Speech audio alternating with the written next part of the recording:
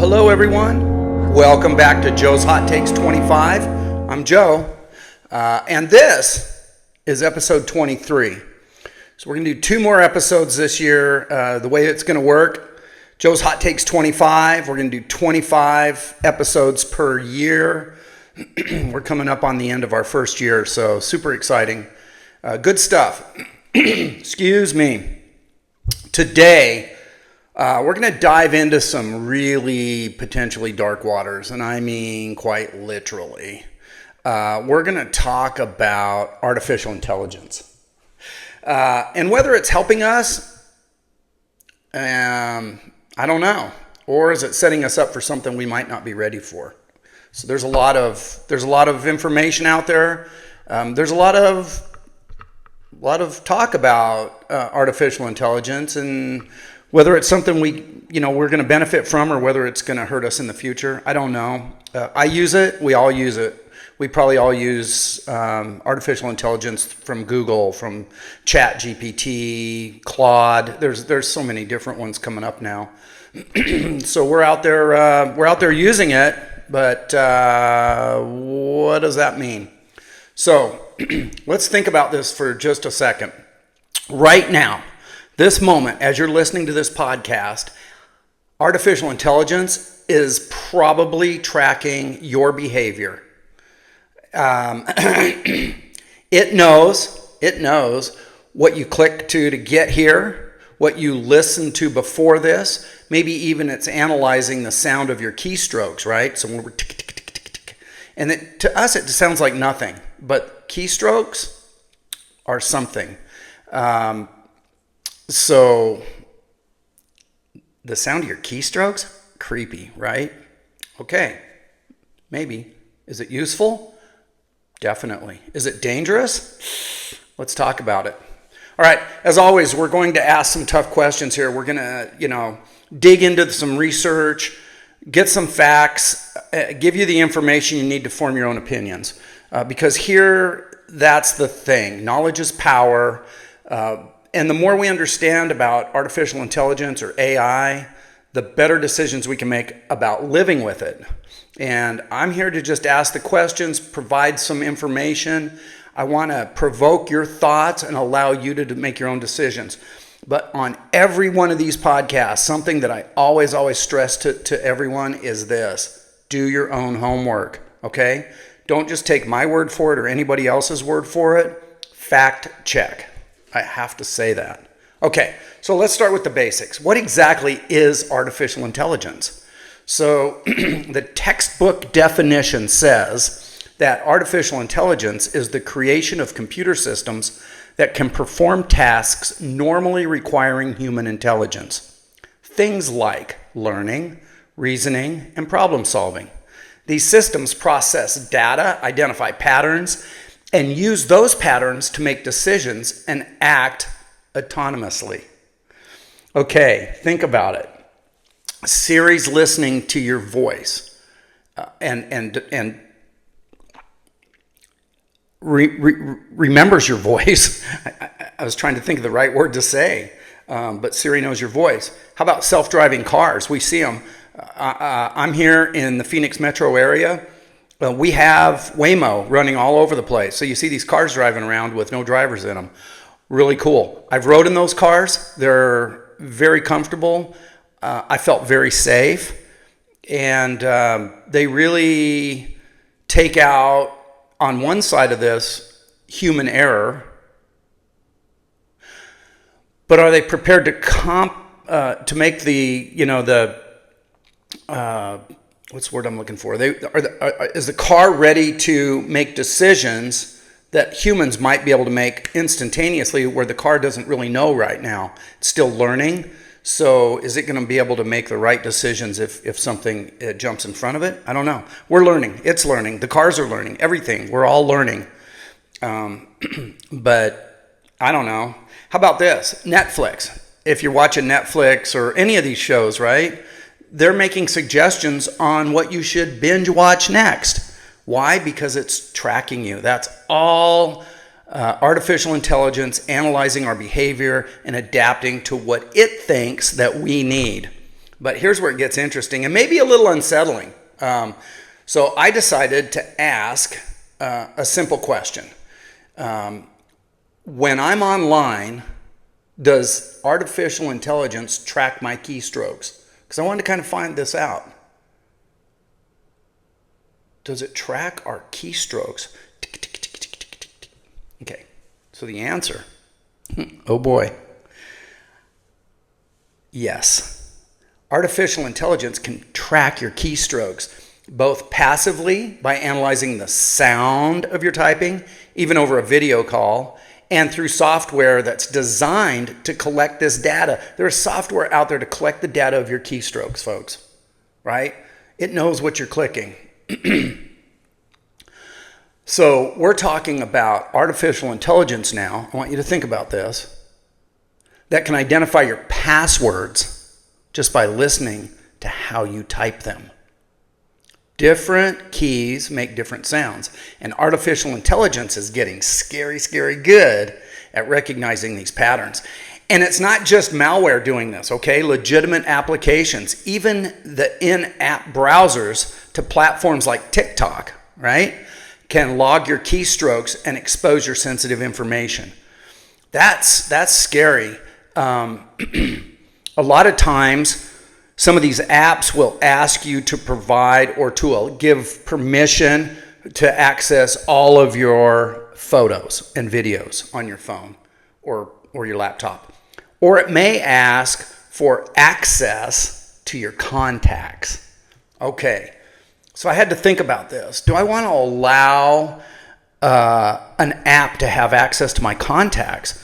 And the argument is, well, it makes it easier to navigate the app. It'll connect you to people that you're connected with already, blah, blah, blah, blah. Here's the thing.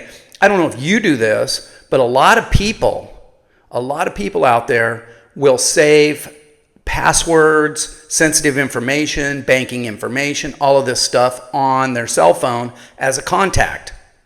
Well, when you give full access to your contacts, guess what? Artificial intelligence just got everything.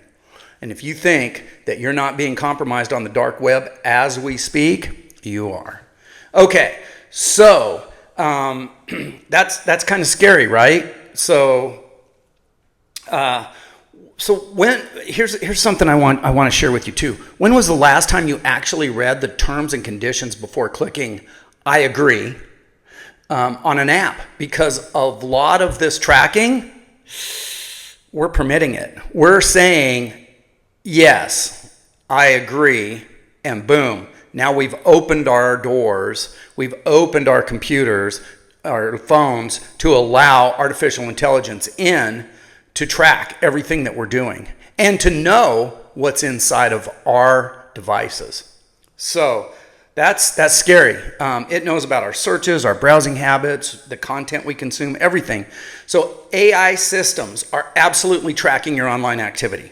They're analyzing data from search engines, social media, websites, and apps to understand your behavior, right? They want to figure out, artificial intelligence wants to know what we're doing, what we're thinking, and it's figuring it out. So the goal really, probably when it was put into effect, was to personalize experiences, right? Give you a personalized experience online. The device will be able to track you and target ads that you'll be interested in. And content recommendations. So they're all doing this through cookies, device fingerprinting, IP addresses, tracking scripts that collect details about your clicks, scrolls, and everything you view is all being analyzed. And I know, I think about myself. I'm like, I'm this. I'm just this little person. I'm not rich. I'm not special. I'm just some guy that does these random, ridiculous podcasts. But still, my data is being collected and it's being saved and it's being stored. And maybe one day it'll get used. And I hope and pray that it doesn't, because I don't want to have to deal with identity theft or anything else. So, So here's a question. Is this making our lives better? Or are we sleepwalking into surveillance? Are we just allowing all of this into our homes? We do everything to protect our homes. We do everything to protect our vehicles. We do everything to protect ourselves. But what do? We allow artificial intelligence into our homes, into our devices, into our automobiles, into everything we do. Think about it. Just think about it for a second. Not trying to give you a push one way or the other. Just want you to think. I'm going to ask the questions. I'll do the research. And then here you go. So what's the $1 million question? The big question, that one that maybe keeps you up at night? Does artificial intelligence have the best human interests in mind? So I decided to ask 3 different artificial intelligence systems this exact question. And here's what I got. It's kind of interesting.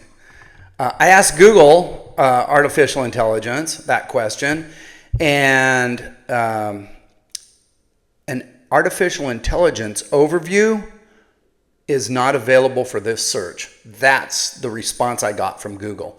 An AI overview is not available for this search. Interesting, non-answer, right? ChatGPT said, AI doesn't have interests or intentions. It actually quoted it. The way people do. What they're saying is IA doesn't think or whatever like we do. It's not sitting here plotting your success or downfall. What it does reflect are the goals, rules, and values of the humans and organizations that build and deploy it. Wow, that was a great answer, ChatGPT. Thank you for that. And Claude said, AI systems don't inherently have human interests in mind in the way humans might care about each other. Artificial intelligence doesn't have intentions, desires, or concerns in a human sense. So both ChatGPT and Claude made the same crucial point. Whether AI serves human interests depends entirely on how it's built and deployed. So AI systems are tools created by people, so they reflect the values, goals, and constraints of their creators, the people who built them, right? So some artificial intelligence is designed with human welfare as a priority. And there are AI systems out there that are being used for medical diagnostics, for safety systems, different things like that. But other artificial intelligence out there might be optimized for different goals, like maximizing engagement or profit, which could sometimes conflict with broader human well-being. So there's just this influx of information. And here's something to think about with artificial intelligence, with the internet, with computers and everything else. I want you to think back 50 years ago. 50 years ago, you had to send something in the mail, or you had to read a book, you had to get out an encyclopedia. We all know that's right at our fingertips today.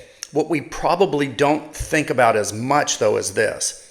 When I put information online, it can instantly travel across the world to 1 billion computers, right?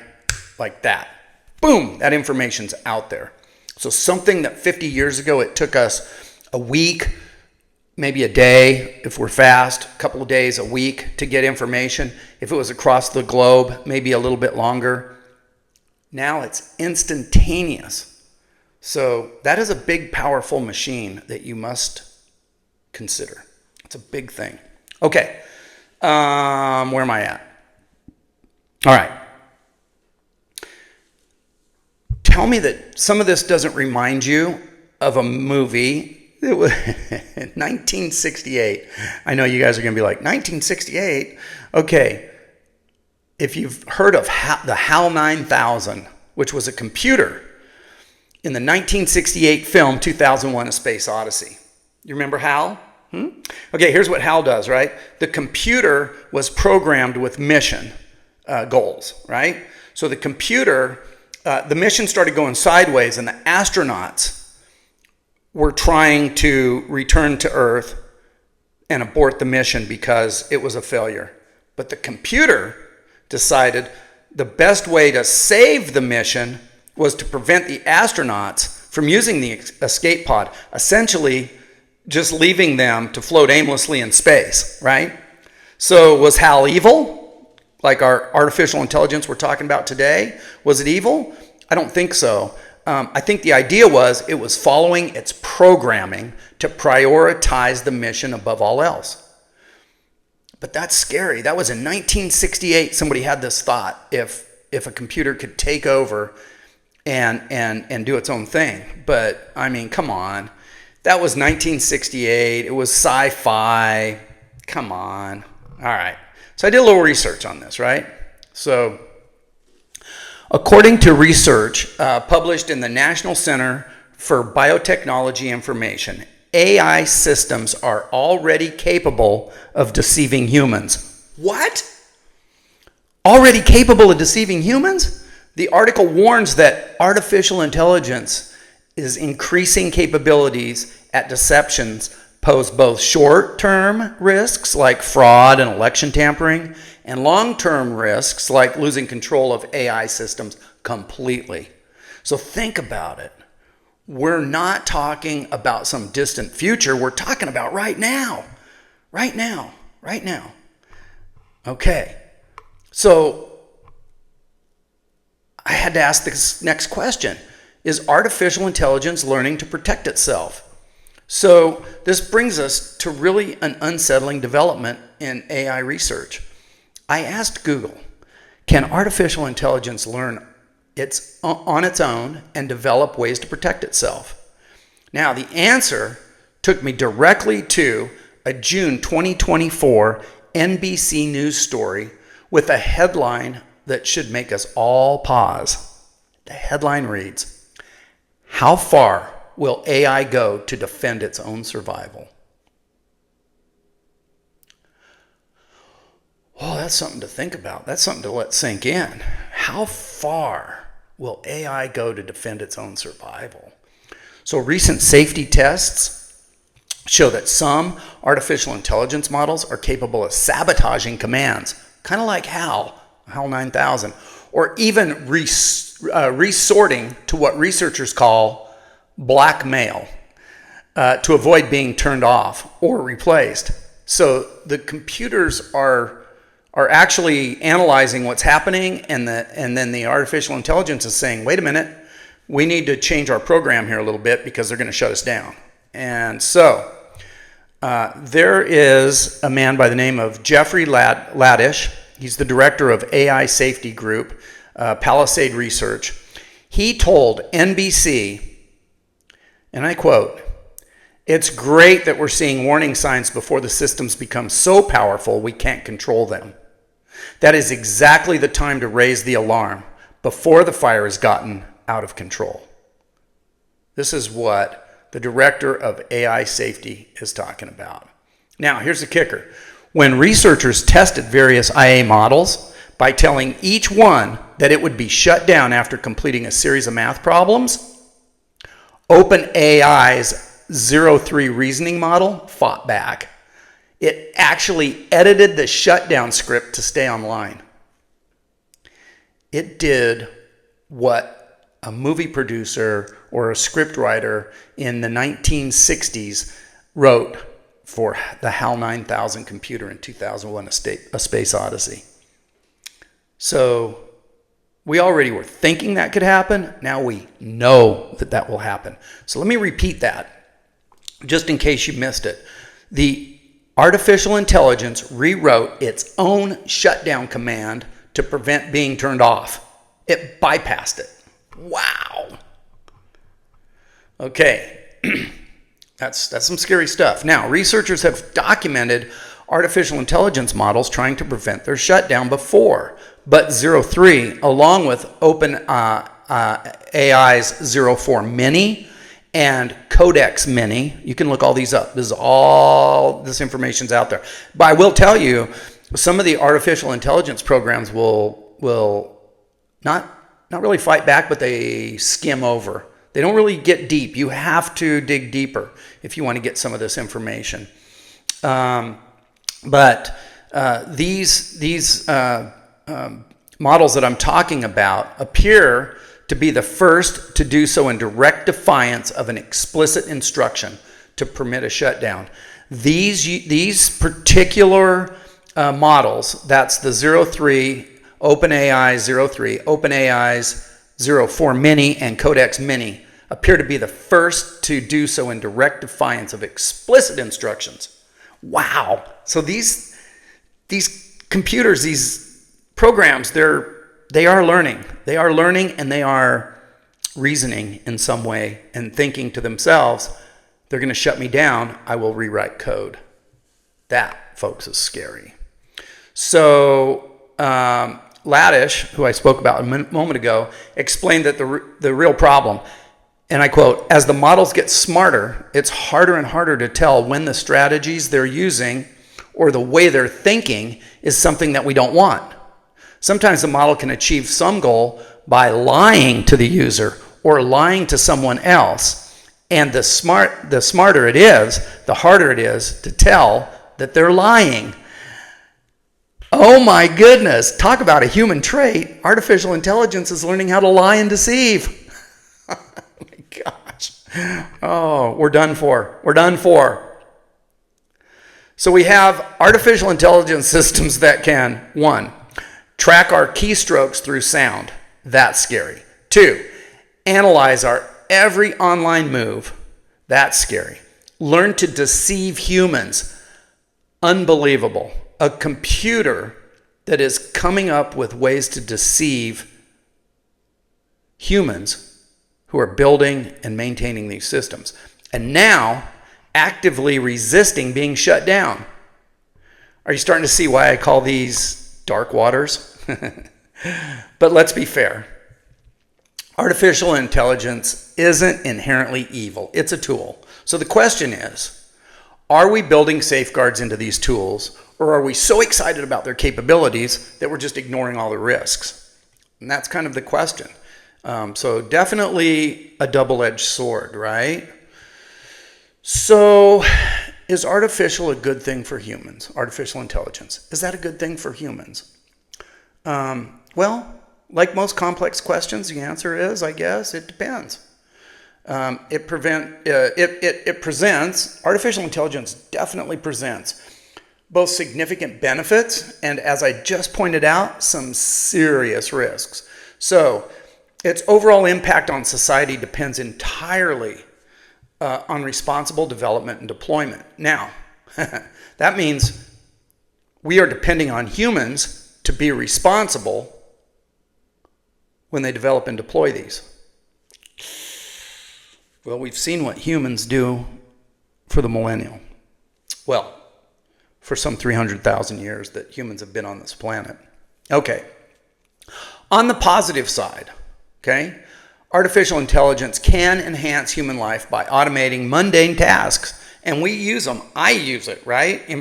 As a matter of fact, let me just be clear and honest here. I sit down at my computer with an idea, and my idea was I want to do a podcast on artificial intelligence. So I sat down and I typed out all the information that I wanted to start this podcast with. Then I started doing research. Some of that research is through artificial intelligence. Some of it's through news articles or different stories.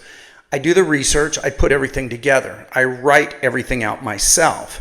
Then what I do is I take all of this information and I hand it over to ChatGPT or Claude or one of the other programs, and I ask it to please put this information into a 30-minute podcast script for me so that it makes it easy for me to follow. So yes, when you see me looking down, I'm looking at my script so I can stay in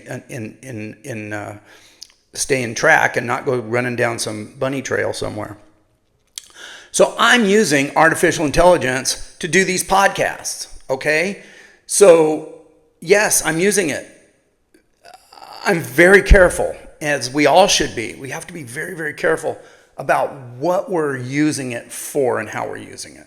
Okay, so, but I think, we use it. It helps us with little decision-making things. It helps with driving innovation, and it's definitely helpful with healthcare and education fields. It's being used, and it's helpful. And it's helping doctors diagnose diseases faster and more accurately because it can take all of the information that is available in this world, on this internet, on this massive on this massive, almost omnipotent thing of this internet. And our brain will never be able to comprehend the vastness of the information that's available. But the internet can, and artificial intelligence can, and it can tell that doctor, here's some resources for you to follow through with. Okay. Now, it is personalizing education for students with different learning styles. It's making our cars safer. I just talked about driving around in these Waymo cars. And our homes. Our homes are smarter and our homes are safer from people. We're not necessarily safer from artificial intelligence, though. But, and this is a big but, okay? We also have legitimate concerns about job displacement. Some of these algorithms and privacy violations and the spread of misinformation and the risk of creating overdependence on technology. Here's something that might blow your mind. Artificial intelligence is learning every single day, and with the internet connecting everything, like I said, it can reach all across this planet in seconds. So that information used to take us years to get. So who controls this, right? Who controls what information is going in and into this system and what's coming out of this system? So recent research by Tanya Lambroso, published in September of 2024, and it's called Trends in Cognitive Sciences, identified 4 ways that both humans and artificial intelligence learn by thinking: explanation, simulation, analogy, and reasoning. Okay? So here's what's fascinating. When you ask artificial intelligence to elaborate on a complex topic, it might actually correct or refine its initial response based on the explanation it provides to you. It's literally learning from its own explanations in real time. So this kind of on-demand learning means artificial intelligence can adapt knowledge to new contexts without external inputs. That's heavy.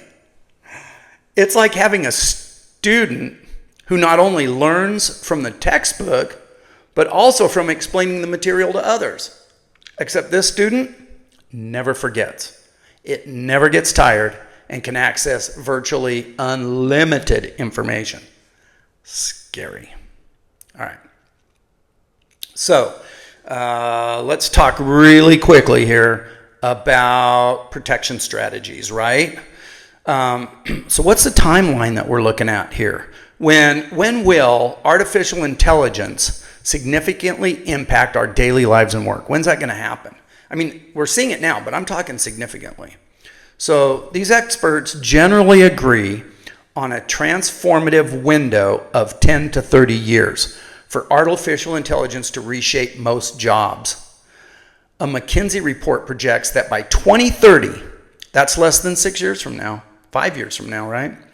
30% of current U.S. jobs could be automated. 30%, with 60% significantly altered by artificial intelligence tools. Now, that's not science fiction, folks. That's the world our kids are going to inherit. But here's the good news. We're not powerless. There are concrete steps we can take to minimize these risks. So first, we can use some strong passwords and multi-factor authentication. If artificial intelligence can analyze your keystrokes, at least make your passwords harder to guess. Make it a little more work, and you have to frequently change them all the time. It has to be rotating. Second thing I'm going to share is be mindful of data permissions. Guys, I can't stress enough. I always say do your research, fact check, all these things. Actually read those privacy settings. You don't have to accept every permission request, okay? Read through them, check on it, because you're really giving the world access to your devices. Keep your software and devices updated. So security patches exist for a reason. So keep them. When you see a new update coming, get it on your phone, get it on your computer. And then I can't stress this enough. Educate yourself. Educate yourself about artificial intelligence, privacy risks. So you can't protect yourself from threats that you don't understand. So understand these threats. And I tried to share some with you today. Keystrokes, algorithms. It's listening to us. Listen. This podcast going up on YouTube. Artificial intelligence has everything about me, right? It has my face. It has my voice. It has my mannerisms. It understands how I write my scripts, how I do my podcasts. So it's got it all. But, brings me to the last thing I wanted to share was be conscious of your online activity and the information that you post. Every click we share, every piece of data that artificial intelligence systems can use to build a profile of you, they're going to use. So the key to finding the balance between benefiting from AI while maintaining control over your digital life, that's something we have to work on. We have to find that balance. All right. So I'm going to move us to more towards the closing here, right? We're going a little past my 30-minute normal times. So as we wrap up today, let's dive into these potentially dark waters. I want to leave you with a few thoughts. And it's going to start like this. Artificial intelligence isn't going anywhere. It's here and it's here to stay. It's going to become more sophisticated, more integrated into our daily lives, and more capable of independent action. The question isn't whether we should have artificial intelligence, because that ship, folks, has already sailed. We have it. The question is, how are we going to live with it? Now, I try not to put opinions in here or anything, but I'm going to give you a piece of advice, and this is just from Joe, right? My advice is this: stay informed. Don't become overly dependent on artificial intelligence systems. Learn to recognize when you're interacting with artificial intelligence versus humans. So real quick, I want to throw something out. I watched a program the other day, and it was on scammers. And these scammers were love scams, obviously.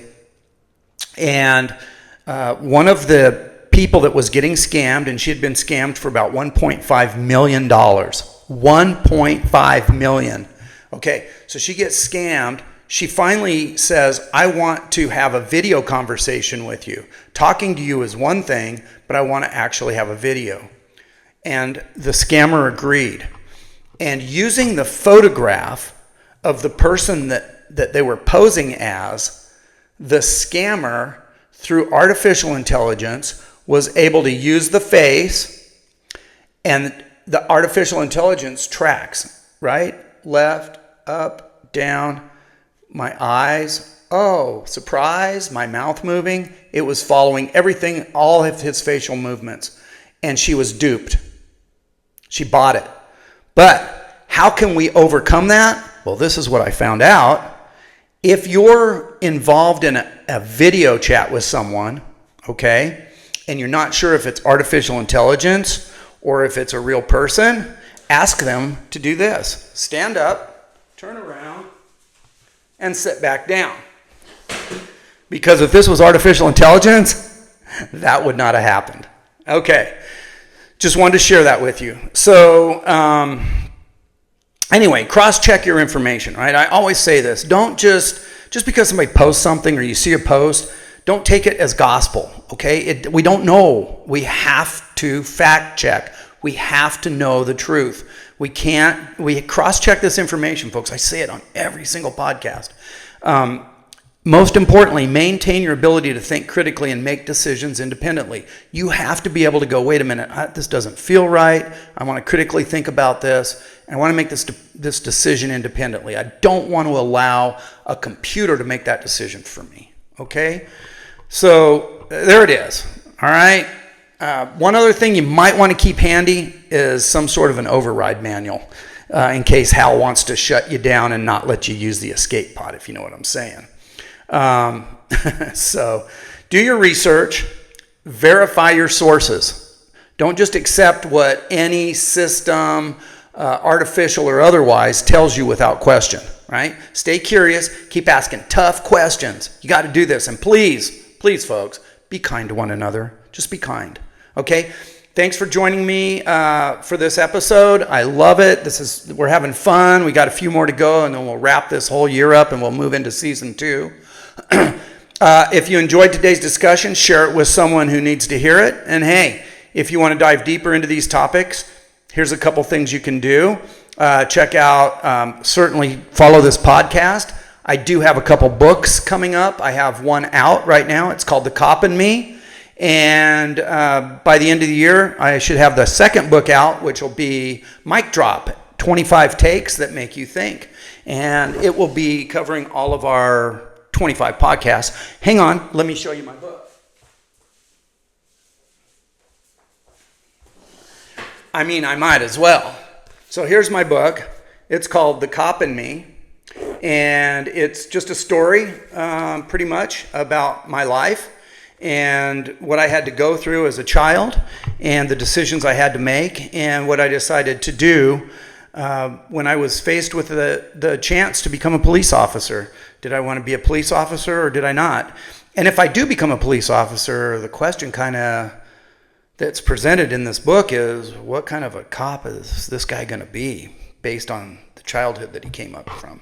So anyway, I'll wrap it up. Folks, thanks so much. I so much appreciate all of you. I appreciate you following me. I appreciate your support. Thanks for listening to me. Be kind, and be informed. And we'll see you next time.